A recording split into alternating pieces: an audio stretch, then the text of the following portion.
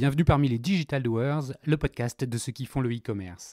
Voici une série spéciale en partenariat exclusif avec One-to-One Retail e-commerce Monaco, le rendez-vous incontournable de tous les acteurs du marché.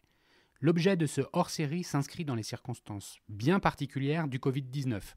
L'idée est de donner la parole aux retailers et aux fournisseurs de solutions pour les interroger sur l'impact business du coronavirus, ses conséquences en matière d'exécution des opérations et enfin ce que cette crise va probablement changer structurellement pour eux. 3 courtes questions qui sont répondues par téléphone, confinement oblige, pour un témoignage de 10 minutes environ. Donc veuillez excuser la moins bonne qualité sonore de cette interview. Bonne écoute à tous, toujours sans coupure.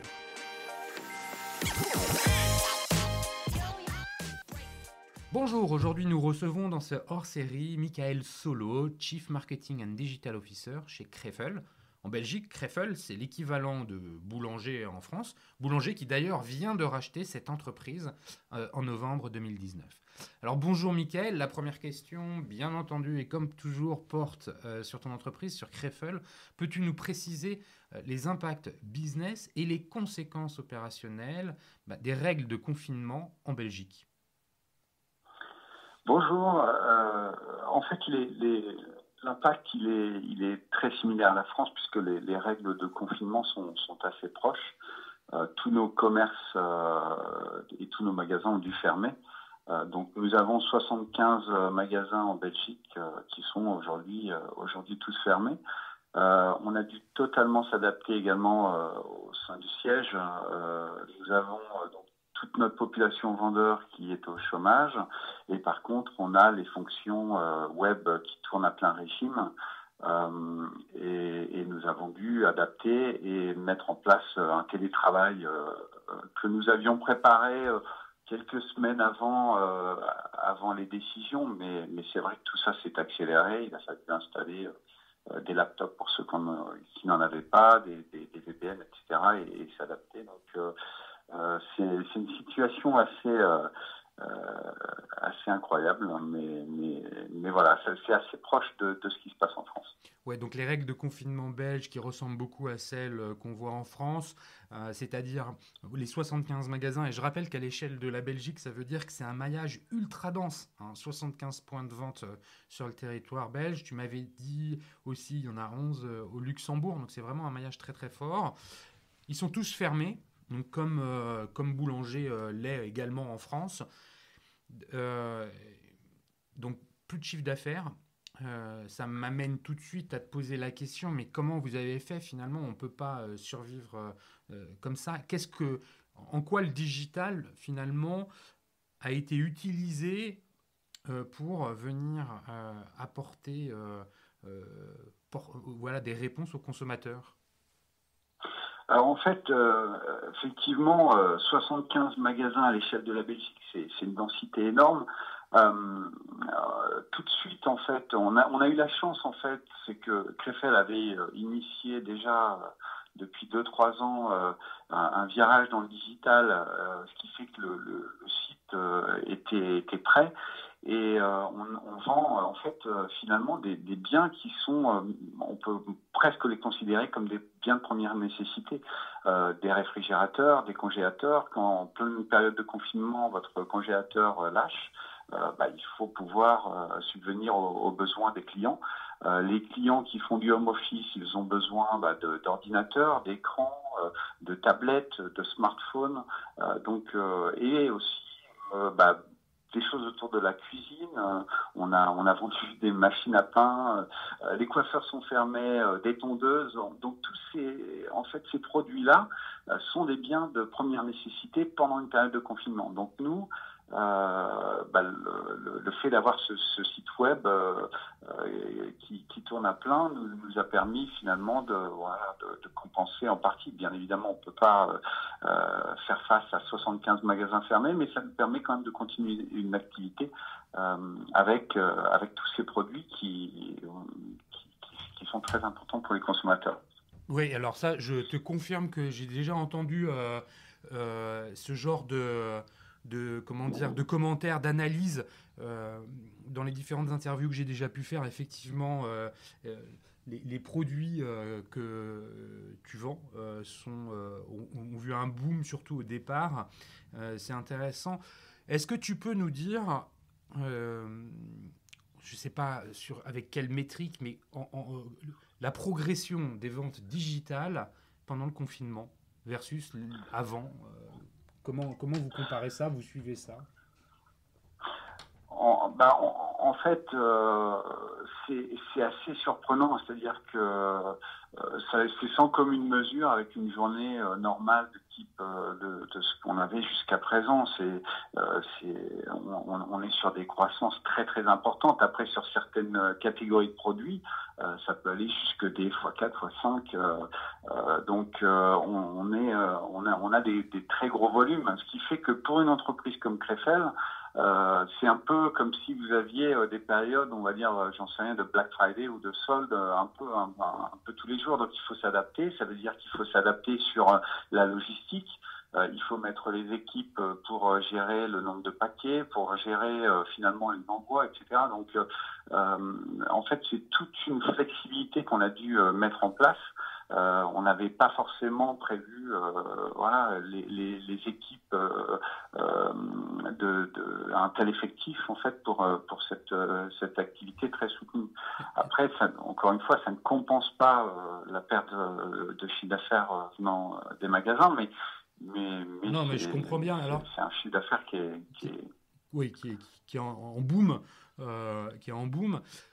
Je reviens, je reprécise. Toi, Michael, finalement, tu es arrivé en novembre avec la mission, donc c'est assez récent, la mission de digitaliser à marche forcée, finalement, normalement, de digitaliser l'entreprise. Et finalement, le confinement a permis de passer peut-être à une marche un peu plus forcée.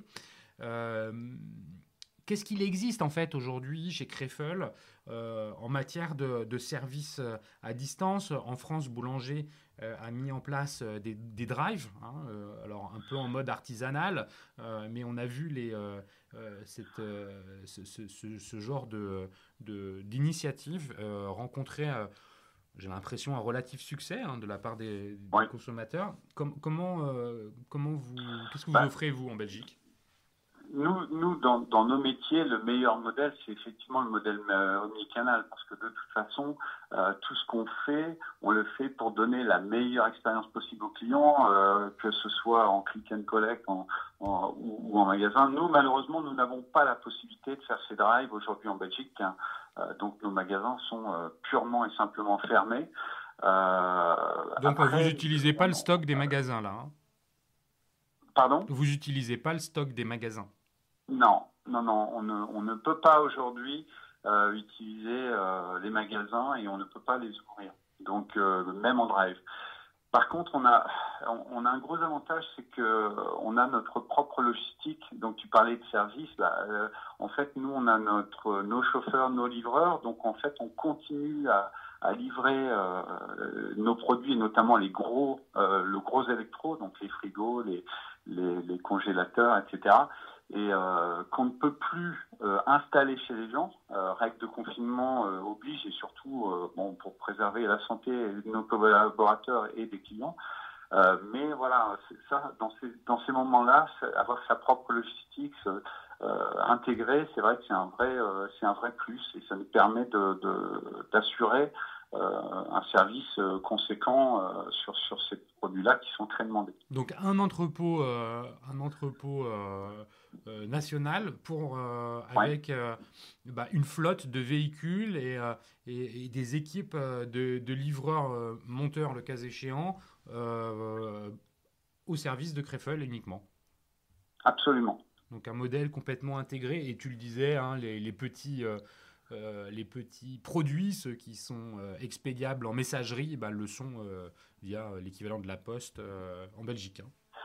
Oui, et là, un peu comme en France, on est dépendant des volumes de la Poste. On sait que en France, il y a des volumes considérables, donc il y a des retards sur les livraisons, il y a les gens parfois sont livrés 2 ou 3 fois par semaine par les bureaux de poste. Donc nous, on s'est même adapté sur certains produits qui, à l'origine, étaient livrés par la poste belge. On a décidé de les envoyer par nos propres moyens. En fait, on s'adapte. Ça demande une agilité, une flexibilité incroyable. Pareil pour les livraisons et quand on est obligé, par exemple, de limiter de la part des fournisseurs les livraisons. Donc on va vraiment se concentrer sur les produits de première nécessité et en fait c'est cette gymnastique entre les produits qui rentrent, les produits qu'on fait sortir, la logistique.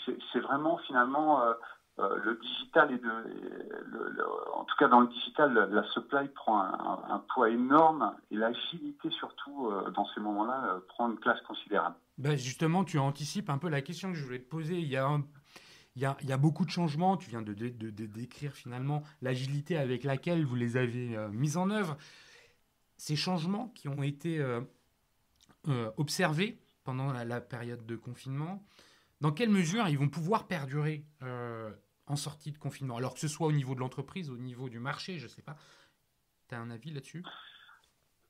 Je pense qu'il y aura un avant et un après. Ne serait-ce que... Alors, si on parle même pas côté business, mais côté organisation, par exemple, moi j'ai toute mon équipe en télétravail depuis 6 semaines, et finalement, ça fonctionne. Alors, il y a des choses qui sont plus ou moins faciles à réaliser. C'est vrai que c'est bien de se voir, mais ça pose quand même des questions et de se dire, dans le bien-être des salariés, finalement, est-ce que demain, on va pas donner plus de flexibilité sur ces choses-là? C'est des vraies questions. Donc, ça nous a permis finalement de tester des choses et de voir que ça fonctionnait et qu'on pouvait s'adapter. Après, d'un point de vue consommateur, je pense que on parle beaucoup de régionalisation.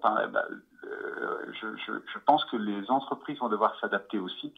C'est-à-dire que est-ce que demain une partie des produits seront produits en Europe? Est-ce que il y a des vraies questions à se poser sur nos modes de réapprovisionnement, sur nos logistiques, et les gens sont équipés maintenant puisqu'ils ont passé 6 semaines en confinement, 2 mois. Et finalement, le mode web et le digital va redémarrer sur une base beaucoup plus importante, je pense, qu'avant le confinement. Ouais, t'es en train de nous dire que finalement, il y a une forme de maturité qui est observée chez le consommateur par rapport à sa consommation digitale, quelle qu'elle soit, et aussi pour le e-commerce. Mais d'ailleurs, c'est un peu la question finale que je voudrais te poser. Cette relation à l'acte de consommation, tu l'évoques un peu en filigrane. Ça a changé. Est-ce que tu perçois... qu'est-ce que tu perçois là aussi? C'est quoi ce nouveau consommateur? Le nouveau consommateur, en fait, faut savoir que sur le marché belge, il y avait peut-être moins de maturité, en tout cas sur le digital, que sur d'autres pays, comme évidemment le UK, l'Allemagne, mais même aussi la France, les Pays-Bas bien évidemment, qui sont vraiment sur le devant de la scène. Et en Belgique, il y a vraiment il y a un boom en fait du digital en ce moment, qui pour moi va perdurer. Et je pense que la Belgique et le consommateur belge, finalement, qui était peut-être un peu derrière sur le marché européen, va un peu rattraper le marché. Et aujourd'hui, il est équipé, il a l'habitude de commander, il a des nouvelles exigences sur la qualité de livraison, la qualité de service, parce que ça va être ça aussi. On va nous demander des fiabilités d'informations, de data, de livraison, qui feront peut-être un cran plus important que ce qu'on a vécu jusqu'à présent. Donc plus d'exigences, je pense. Un consommateur plus exigeant, un consommateur plus digital, plus mature finalement. C'est ça le nouveau consommateur en Belgique. Écoute, Michael, merci beaucoup pour la qualité de cet échange. Merci de nous avoir partagé tes points de vue, la mise en place d'une organisation dans un distributeur spécialisé comme Krefel. Merci à vous tous qui écoutez les Digital Doers dans cette période de confinement. Merci encore à Comexposium, l'organisateur de l'événement One-to-One Retail e-commerce de Monaco, d'avoir permis à mes invités de prendre la parole et aujourd'hui à Michael Solo de partager leurs témoignages avec nous. Merci encore. Si vous voulez me laisser des messages, vous pouvez le faire au travers du site lesdigitaldoers.com. Merci, au revoir.